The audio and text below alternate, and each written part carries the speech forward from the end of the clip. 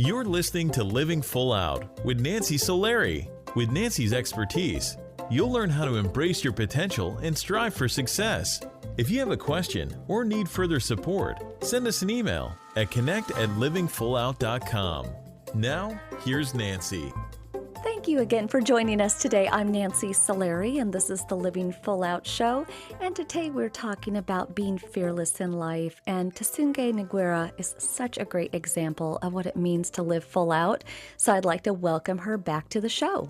Hello. Hi, thank you again for just your honesty and courage.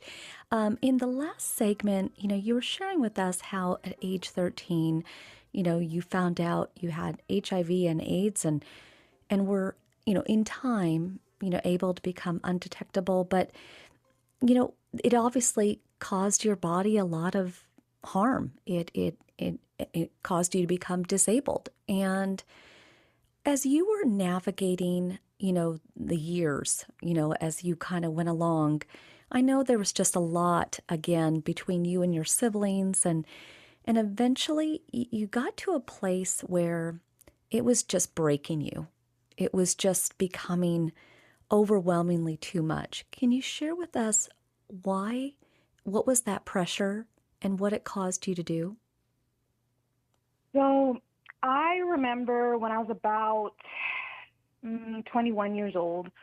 By that time, after my parents had passed away, I had been living with my siblings for most of that time, about a decade. And I remember there was a lot of chaos in the household, abuse as well. And it brought me to a point where I started feeling like I couldn't take it anymore. It was too much.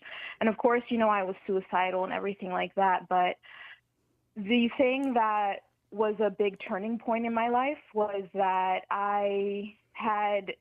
the stress had become so much that my mind couldn't take it. And I started developing a psychotic episode. I ended up having erratic behavior, delusions, blacking out. It was a horrible time, and that was in 2018.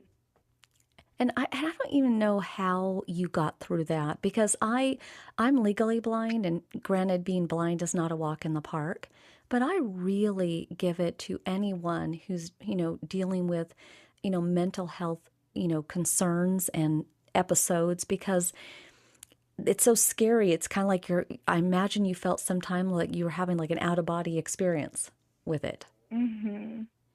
Yeah, it was disorienting, to say the least. Is that harder, going through moments of the psychotic episodes? I don't know if there's even a comparison. Is that harder, or is dealing with the different treatments and cocktails you had to take for the HIV and AIDS, was that harder? Which one's harder? Because, they're both, taxing mentally.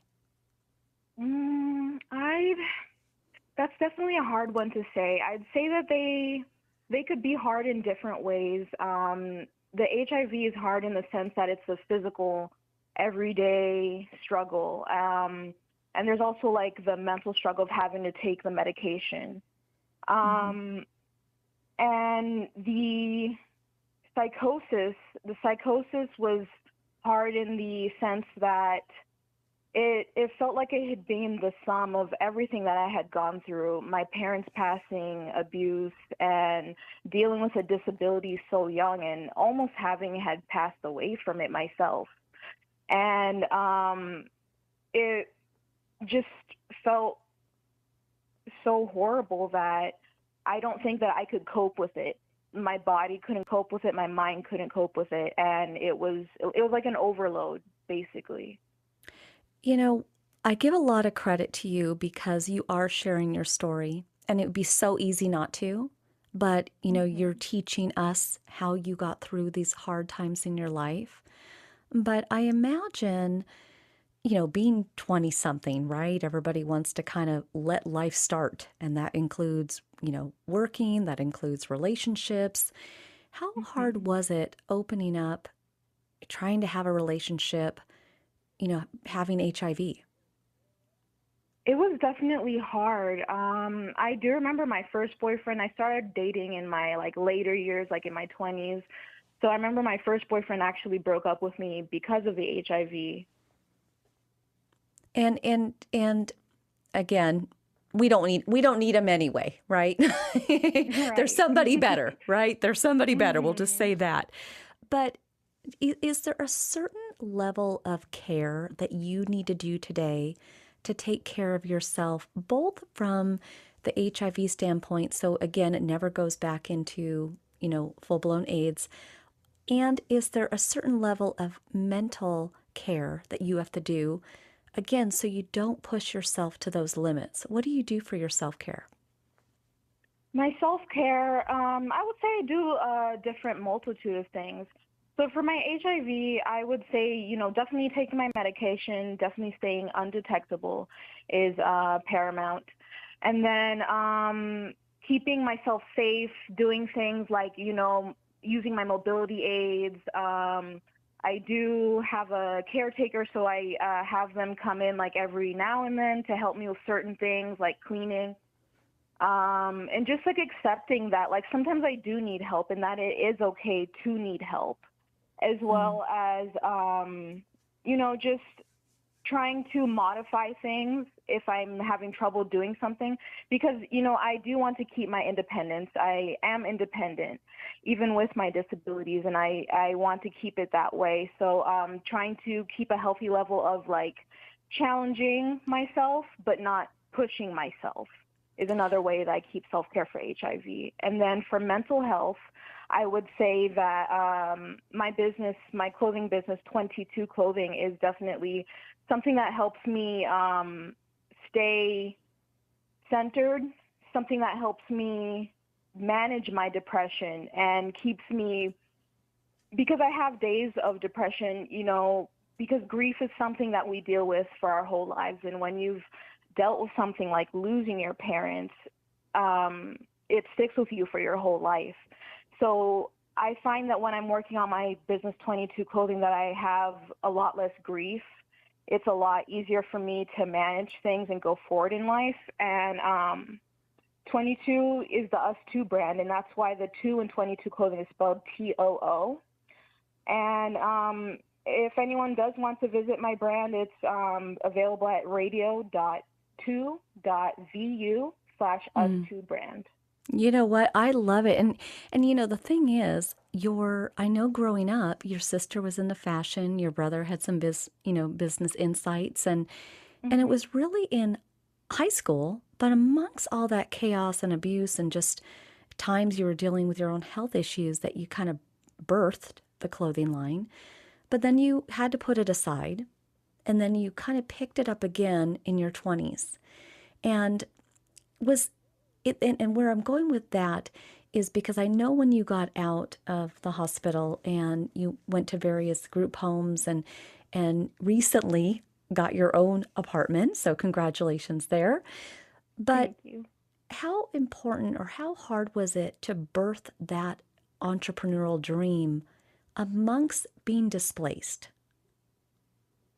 So I remember starting 22 when I was about 16 years old. And yes, you're right. I did take inspiration from my siblings, even though times were hard. There's, definitely still love there. And Most people would rather assemble a 300-piece cabinet than search for insurance.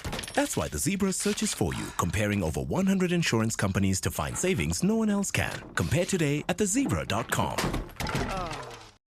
I think I'll wait inside. I would say that trying to birth it within that time, I was in online school and I really needed something.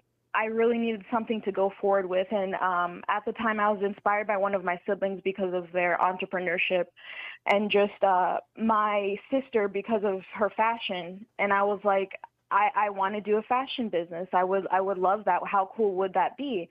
And of course, when I was 16, I was a kid. I was just doing it, and I happened to make some sales and even sold in my classes sometimes. But when I was an adult and I restarted, so the time that I put it away, 22 clothing away, was when I was going through the psychosis and trying to become independent. So when I picked it back up in my 20s, it became the diverse, inclusive clothing brand that it is today. It became the Us Too brand. And it represents all marginalized communities. It represents disabled people at its forefront. Mm-hmm. It's what I would say is pretty much like a revolutionary punk brand. And it really is about closing the divide between disabled people and able-bodied people. You know, I think bridging that gap is so important. It's so important. And, you know, we're talking today about being fierce in life. And I know that's a word that you're fond of. Why would you say that you are fierce? I would say that I'm fierce because what I've been through was definitely not a walk in the park.